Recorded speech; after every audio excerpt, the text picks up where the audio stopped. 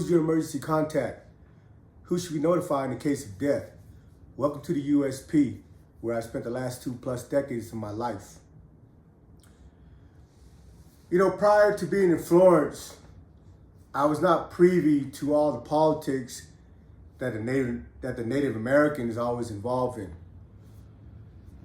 You know, when I was in Atwater, when we first had an alliance with them, our agreement was, you guys politic your own people, we politic our own, but if the issue comes up that has to do with another car, with another race, we're gonna aid and assist each other.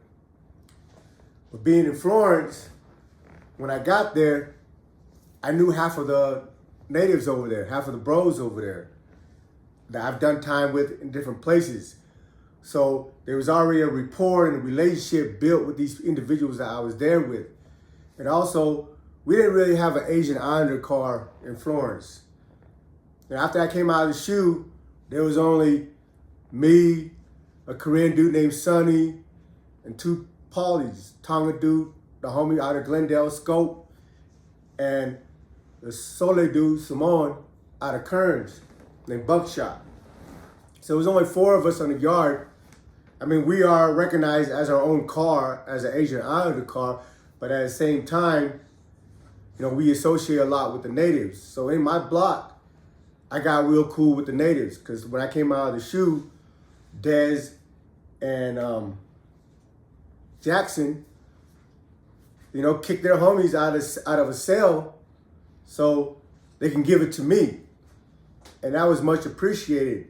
You know, sometimes I'm grateful for the respect and the love that I've been able to garnish throughout my career. So, you know, when they show me that kind of love and that respect, for me, it's just automatic instinct for me to return the favor. So, as long as the Native Americans are just within their own politics, I don't get involved. I don't even want to know about it, don't want to hear about it, unless, you know, they come to me and ask me for my guidance or advice. And even then, I'm a little hesitant to give those, to put in my 2 cents, because in every situation, if these 2 individuals, let's say they're natives or whatever, have an issue, and one of them comes and asks me for advice, and they tell me the story, and I know and I get a sense of who's wrong and who's right, and I give my advice. But if my advice is like, you know, like, hey, dude violated you, he disrespected you, so if it was me, the only way I'm gonna deal with it is this way.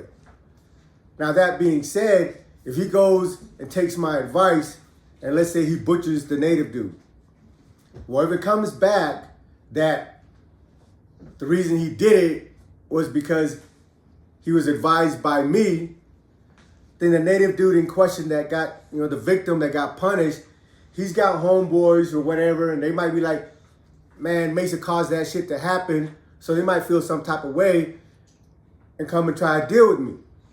So before I give any advice or put in my 2 cents in any situation that arises, whether it's within my own car, whether it's the Native Americans or anybody else, I'm not gonna do it unless I'm committed to it.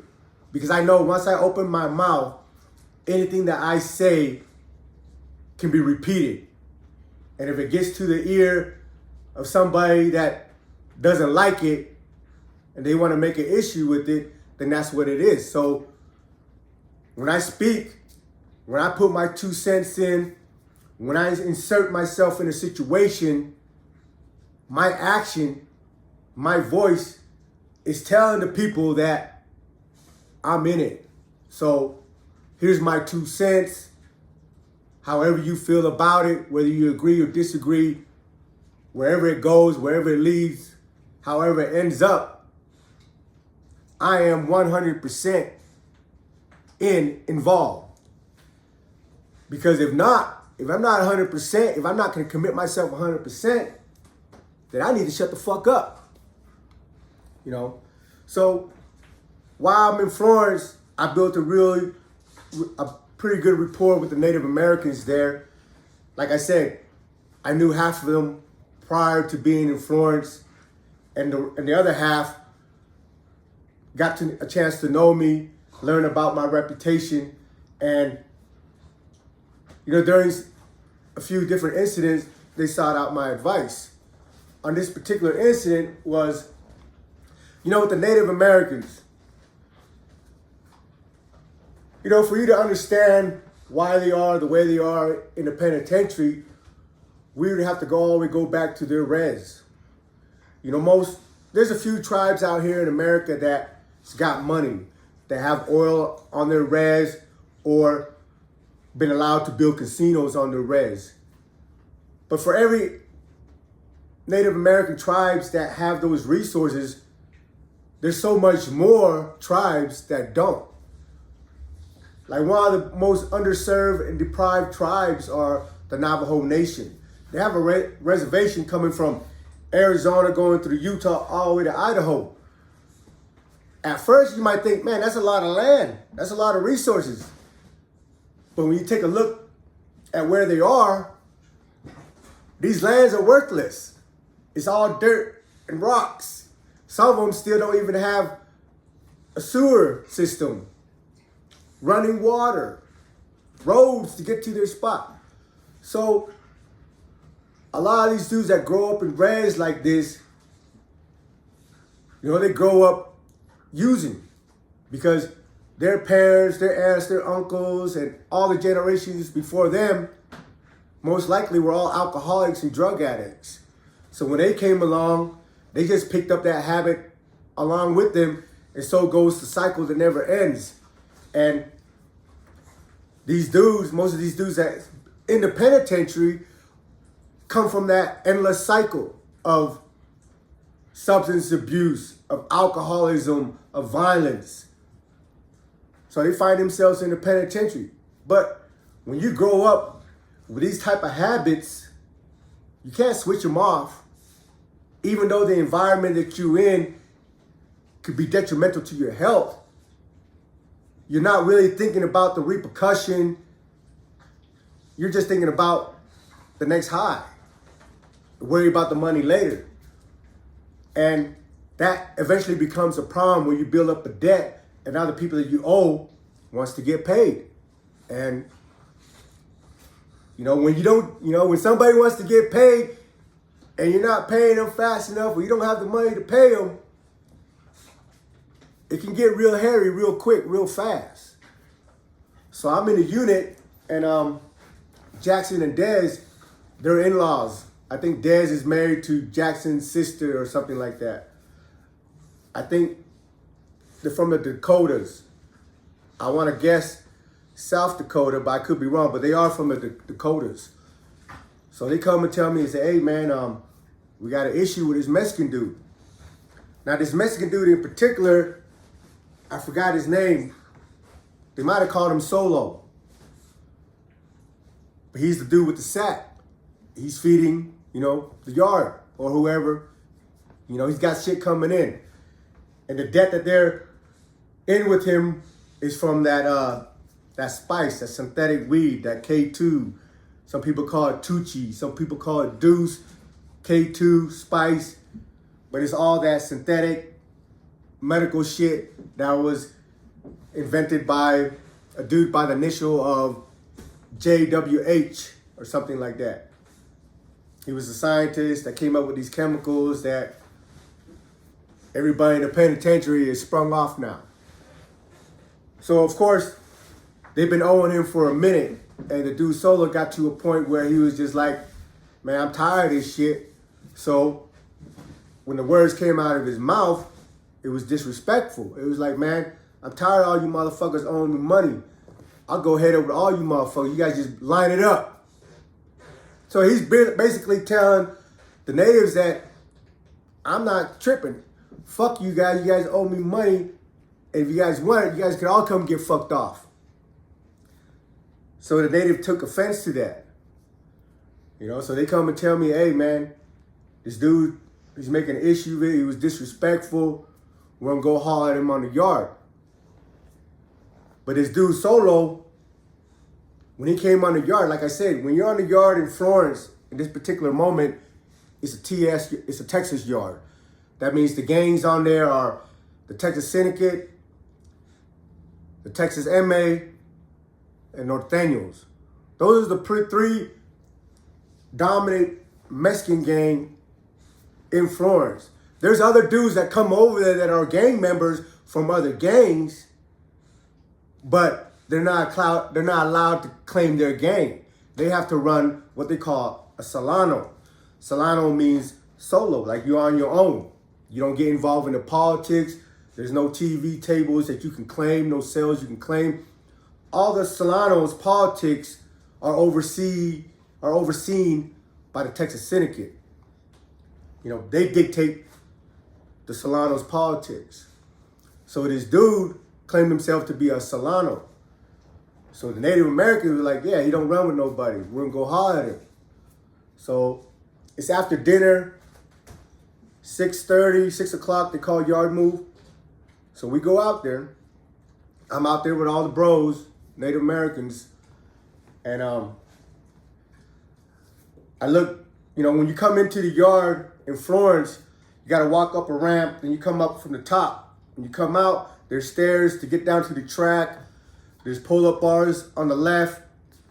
And to the right is like bleachers. They're concrete cement bleachers where people sit and watch the game and stuff. So on the bleacher, I looked over, because I don't know who this dude Solo is. So when we get out there, they point him out to me. He's walking the track with a couple of dudes from Texas MA. And one of the dudes that he was walking the track with was Chavalon. That's the homie from Salt Lake. You know, he'd been in the feds for like 20 years, 18, 20 years. And when he got to the feds, he became a member of the Texas MA. And through the course of his time in the feds, he'd been rising up in the ranks. Like, they're not telling me, oh, I'm a general, or I'm a captain, or I'm a lieutenant, or I'm this or that. Because, you know, most of these dudes, most of these organizations, their structure is like the military. And it gets broken down to generals, captains, lieutenants, and so on. It's just structured like the military. Most of the things that are implemented in their bylines and their policy and their code of conducts and stuff are things that are taken from the military, because the military emphasizes loyalty. It's a death penalty for traitors. And the military have a change of command. So all these different families adopted those things from different type of military organization, different type of government. Because to be able to run an organization, you have to have a structure. You know, so I know Chavalon. That's the homie from Utah. You know, this is the first time I met him when I first came to Florence, but I know him, I know his homeboys and stuff out from over here. So I see them walking the track. You know, in my mind, I'm like, I thought this dude was a Solano, like run by himself. But now you got one of the biggest family, one of the most violent, notorious gang, one of them in the system that's over there powwowing with him. Also, when I look over there, I see my homeboy Rudy. Rudy's a member of the Texas MA. When we were in Beaumont, he had the yard for Beaumont. When we were in Florence, his homeboy named Chongo, an older dude, had the yard for them, but they're always pushing for Rudy to take the reign because they trust Rudy. Rudy's been proven, not that any other ones aren't, but they know Rudy's an intelligent individual and he's been through the ringers. But me and Rudy, we've been friends since 2001. So when I look across the field and I see all the Texas MA over there, Rudy, Chavalon, and a few others, Chongo, a few others that I've known, you know, that I've been in other spots with, that I've been in Beaumont with, that I'm friends with, that, you know, with me and Rudy, you know, if we're walking And his people we're walking, he getting into it, I'm getting into it. By extension, if I'm walking, if I see one of his homeboys on the yard and they're getting jumped by anybody else outside their own gang, if it's a Texas MA member walking on the yard and he's getting jumped by another race, by another gang, because of my relationship to Rudy, I'm going to jump in. I feel like it's not an obligation, but it's like, nah, that's the homie. I'm not letting one of my homies get butchered. That's just my mentality. I don't, I tell you, like, politics are there in place to keep crash dummies from getting people in a wreck. But men, we are on man time. If I fuck with you, that's what it is, homie. So whatever comes with it, that's what it is. So when I look across, by this time, Rudy's already introduced me to all his brothers. He's introduced me to all the members of the Texas MA. And by extension, he also introduced me to all the TS, because Rudy's is a high-ranking member. And they're letting the yard know that, hey, this is my friend.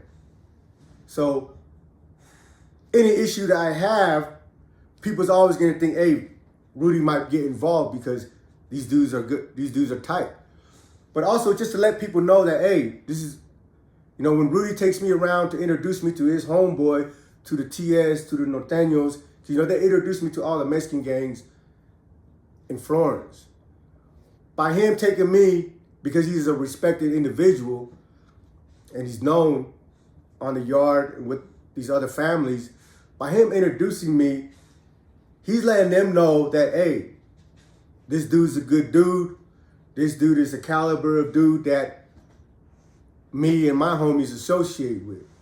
So when he did that, it made it possible for me. Like, if he didn't do that, I've been to yards where no one introduced me to nobody or anything like that. But through the course of my time, I built relationships and rapport with everybody, and people got to know me, and there was a mutual understanding and respect.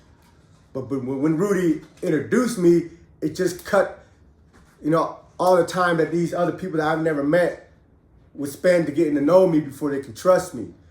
Because when Rudy introduced me, he's stamping, he's putting his stamp on it, and everybody that knows Rudy recognizes it and respects it. So, but just to make it clear, like, the rapport that I have with the homie Rudy is a rapport that I would have, like, if a situation came and I had to choose between Rudy and the dudes in my car, there ain't nothing for me to question, to choose. I have a relationship with Rudy on a personal level. He's not from my hood. He's not my race. He's from Texas. I'm from Utah. We met each other in Lompoc, but we built a real friendship that has lasted till this day and will last until we're in the grave. Whereas the dudes in my car are dudes that I'm forced to associate with because of our race, because of our nationality. Now, of course, being forced to associate as a group, eventually I'm gonna get to know each individual personally and build rapport with them and build a genuine friendship or not. I'm just saying with Rudy, that's my friend. That's my brother. So I'm always gonna try to squash any issue that arises between him and his homeboys and mine, which, for the record, we never had an incident like that. But if there was, people's gonna know. I ride with my dog because I'm gonna be confident that he's gonna be in the right. And if he's in the wrong, I'm still gonna have his back, but at the same time, we're gonna correct that wrong. If he's gotta be held accountable for something, then we'll hold him accountable for it. But off the top, if I have to make a split decision, what side I'm riding with the homie. But in this particular incident, it don't got nothing to do with him, don't got nothing to do with me. It's got to do with a dude that's supposed to be a Solano, but You know, he's been over there, he's got the sack. So he's been feeding a lot of these Texas MA members. And, you know, they're just using him because he's got the sack. But at the same time, they don't want him fucked off, removed from the yard, because that's their golden goose. So they're going to back his play. And at the end of the day, the dude's not wrong by demanding his money. Where the issue was he was like, hey, line all the natives up and I'm going to fuck them all off. You know, that's where the issue came. So whatever, a couple of native dudes go over there and they mediate with the Texas MA, with Solo and Chavalon and them. They walk the track or whatever. They come back. They say, hey, the issue is squashed. But some of the young natives was like, hey, man, you know, they started politicking about the sweat lodge. They were like, oh, this is our sweat lodge. We shouldn't be having other races over there sweating anything with us. You know, a lot of Mexicans, their ancestors go back to Native Americans. You know, maybe not the ones from North America, but definitely the ones from South America. The Aztec, the Mayas, the Incas. Those are their history. So a lot of Mexicans feel that they're part Native and that the sweat lodge and ceremony are part of their tradition too. But no one can just go show up at the sweat lodge. These people that are not Native American by the definition in the feds, when they come to the sweat lodge, they come because they are invited by other natives. That's how I'm able to go to the sweat lodge, being invited by one of the native bros. And a lot of the native bros have rapport with Rudy, Chongo, and all these other dudes that come and sweat with us. But these youngsters that ain't never been nowhere, that always want to be something before they're qualified for it. Meaning, everybody always wants to project themselves as some type of shot caller, some type of gangster. And they think because they think of themselves in that way, that other people should elevate them to that status too. But to the rest of the people like me, homie, you have to do something before you can get that status. And if you only been in the system for a couple years, green behind the ear, wet behind the ear, I mean, I'm not giving that to you. Who the fuck is you? So you got these youngsters, a couple of natives, like, oh, they want to ban everybody from sweating in the sweat lodge and all that shit, you know. But like I said, that's their politics. I'm just a bystander. I'm just here to aid and assist. So that evening, everybody parted ways, went their ways, went about their business, squashed the issue. They set up a payment plan for the natives to pay dude or whatever. They agreed to whatever terms they agreed to. But the following few days, you know, I had a few different conversations with a lot of the members from the Texas MA. In one particular, dude named Pete, they call him Loco. He's been in ADX, got bodies, got life sentence. You know, he approached me like, damn, Mason, what's up, man? So it's like that. I said, hey, I made my bed. So it's what it is. But, you know, he didn't say it in a way like he was like, man, why are we fucking with you if you're going to side with the natives against us or anything? Because the issue was not between the Texas MA and the Native American. The issue is with the Native American and a dude named Solo that was supposed to be running Solano. But the Texas MA decided to back him up. But when me and Pete had that conversation, the conversation was like respectful, because at the end of the day, he understands that I'm gonna ride with my alliance. Period.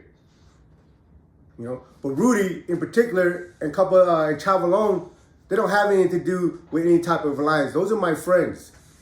So if a situation arises that involves them, I have to evaluate every situation within itself. But you know, Chavalon came, I was like, man, he looked over there, he seen all the natives over there. Most of the natives that was in Florence were young, you know. And he was like, You know, I don't know if he was saying it in a joking manner or anything. He's like, damn, the only motherfucker I have to worry about when I looked over there was Mesa. I was like, damn, Mesa's out here? Because one, he knows I'm going to go. If we end up crashing, let's say the conversation didn't work out and we end up crashing, I'm going to ride with the natives. That's my alliance. But I have friends on that side. Rudy, Chavalon, at this time, Pete, Marco, Chongo. It's a lot of them. But there was a lot of them there that I don't have a personal rapport with. So if we clash, I'm just going to go stab their homies that I don't have a rapport with. And they'll go stab the natives. And yeah, it's fucked up, but that's just the way the situation is. You know, if me and Rudy run into each other, we're going to understand. We're friends, but there's a line drawn, and we both have to aid and assist both our sides. So he's going to go stab somebody else that he don't know, which could be one of my homie, whatever, and I'm going to do the same to his. Because I don't know how else to explain that. It's fucked up, but that's the world and that's the environment that we live in. But at the end of the day, I'm still going to respect him, and he's still going to respect me, because the respect comes that you're loyal to your cause. You know, outside of that, then it's me and you. But for right now, here's where the line's drawn. But at the same time, I never had any fear that we would ever clash, because if and when a situation would ever arise between his people and mine, just because of the rapport that me and him have, we're going to be able to mediate that, and the guilty party is going to get dealt with. Whoever's in the wrong is going to get dealt with. Because at the same time, for you to be respected, for you to be able to have the voice that you have to be able to decipher between right and wrong, and not aid and assist the wrong when you can avoid it. You know, sometimes your hands tied, and you just got to do what you got to do until the smoke clears. But, you know, this story's getting a little long. I'm getting a little winded. There's more to it, and I'm going to share that with you on the next episode. Welcome to the USP.